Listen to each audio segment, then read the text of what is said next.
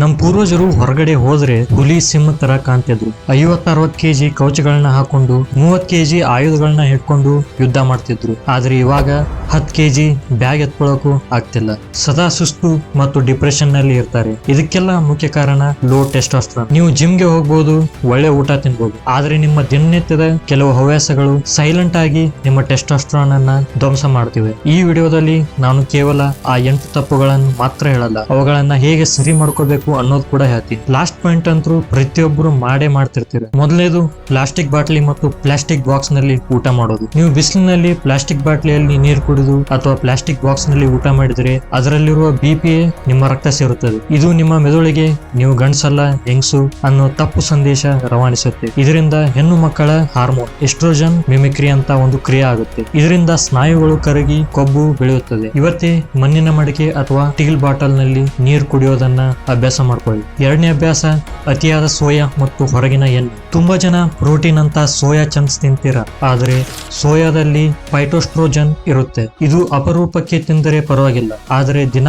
ನಿಮ್ಮ ಪುರುಷತ್ವಕ್ಕೆ ಪೆಟ್ಟು ಬೀಳುತ್ತೆ. ಅದರ ಜೊತೆ ಹೋಟೆಲ್ ನಲ್ಲಿ ಬಳಸೋ ಹಳೆಯ ಎಣ್ಣೆ ಅಥವಾ ರೋಡ್ ಸೈಡ್ ಸಿಗೋ ತಿಂಡಿ ಇವುಗಳನ್ನ ತಿಂದ್ರೆ ನಿಮ್ಮ ಟೆಸ್ಟೋಸ್ಟೆರಾನ್ ಸತ್ತು ಹೋಗುತ್ತೆ. ಮೂರನೇ ಅಭ್ಯಾಸ ನಿದ್ರೆಯ ಕೊಲೆ. ರಾತ್ರಿ 12 ಗಂಟೆ ಆದ್ರೂ ರೀಲ್ಸ್ ನೋಡ್ದಾಗ ಕೂತಿರ್ತೀರ, ಯಾವ್ದೋ ಮೂವಿ ನೋಡ್ತೀರ. ಆ ಮೊಬೈಲ್ ನಲ್ಲಿರೋ ನೀಲಿ ಬೆಳಕು ನಿಮ್ಮ ಕಣ್ಣಿಗೆ ಬಿದ್ದಾಗ ಮೆಲಟೋನಿನ್ ಅನ್ನೋ ಹಾರ್ಮೋನ್ ರಿಲೀಸ್ ಆಗುತ್ತೆ.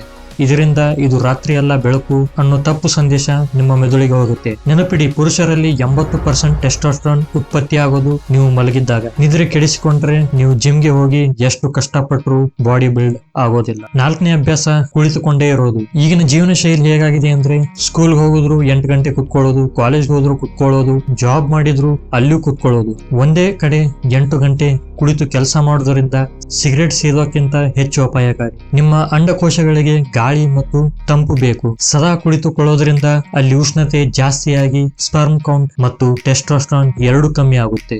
5ನೇ ಅಭ್ಯಾಸ ಸಕ್ಕರೆ ತಿನ್ನೋದು. ಯಾವಾಗ್ಲೂ ಒಂದ್ಸಾರಿ ಸಕ್ಕರೆ ತಿನ್ನೋದ್ರಿಂದ ಯಾವ ಪ್ರಾಬ್ಲಮ್ ಆಗಲ್ಲ, ಅಥವಾ ಟೀ ಕುಡಿಯೋದ್ರಿಂದಾನು ಯಾವ ಪ್ರಾಬ್ಲಮ್ ಆಗೋಲ್ಲ. ನೀವು ಒಂದು ಸ್ವೀಟ್ ತಿಂದಾಗ ಇನ್ಸುಲಿನ್ ಸ್ಪೈಕ್ ಆಗುತ್ತೆ. ತಕ್ಷಣ ನಿಮ್ಮ ಟೆಸ್ಟೋಸ್ಟೆರಾನ್ 25% ಡ್ರಾಪ್ ಆಗುತ್ತೆ. ನೀವು ದಿನ ಟೀ, ಕಾಫಿ, ಕೂಲ್ ಡ್ರಿಂಕ್ಸ್ ಕುಡಿತಾ ಇದ್ರೆ ನಿಮ್ಮ ಹಾರ್ಮೋನ್ ಉತ್ಪಾದನೆ ಶಾಶ್ವತವಾಗಿ ಕುಂಠಿತವಾಗಬಹುದು. 6ನೇದು ವಿಟಮಿನ್ ಡಿ ಮತ್ತು ಬಿಸಿಲು.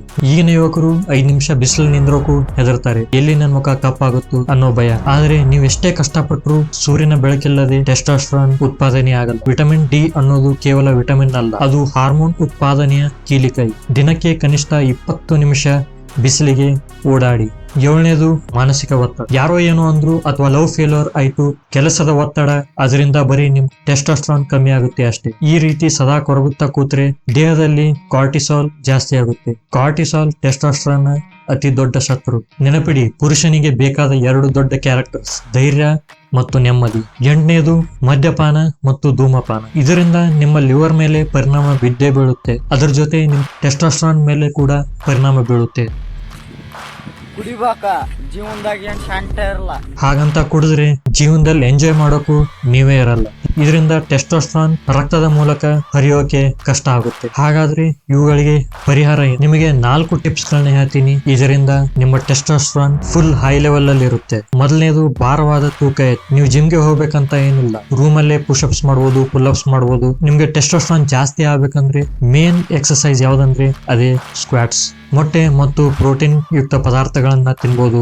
ದಿನಾಲು 8 ಗಂಟೆ ಕಂಪಲ್ಸರಿಯಾಗಿ ನಿದ್ದೆ ಮಾಡಿ. ಇಷ್ಟು ಮಾಡಿದ್ರೆ ನಿಮ್ ಟೆಸ್ಟೋಸ್ಟೆರಾನ್ ಫುಲ್ ಹೈ ಲೆವೆಲ್ ಅಲ್ಲಿ ಇರುತ್ತೆ. ಈ ಟೆಸ್ಟೋಸ್ಟೆರಾನ್ ಇಂದ ಬರೀ ನಿಮ್ಮ ಬಾಡಿ ಮಾತ್ರ ಅಲ್ಲ, ನಿಮ್ಮ ಫೇಸ್ ಕೂಡ ಗ್ಲೋ ಆಗುತ್ತೆ. ಅಷ್ಟಿದ್ರು ನಿಮ್ ಫೇಸ್ ಗ್ಲೋ ಆಗ್ತಿಲ್ಲ ಅಂದ್ರೆ ಈ ವಿಡಿಯೋ ನೀವು ನೋಡ್ಬೋದು. ಇವತ್ತಿಂದ ನೀವು ಈ ಕೆಟ್ಟ ಹವ್ಯಾಸಗಳನ್ನ ಬಿಡ್ತೀರಾ ಅಂದ್ರೆ ಐ ಆಮ್ ಎ ಚಾಂಪಿಯನ್ ಅಂತ ಕಮೆಂಟ್ ಮಾಡಿ. ನಾನು ಮತ್ತೆ ಸಿಗ್ತೀನಿ. ಧನ್ಯವಾದಗಳು.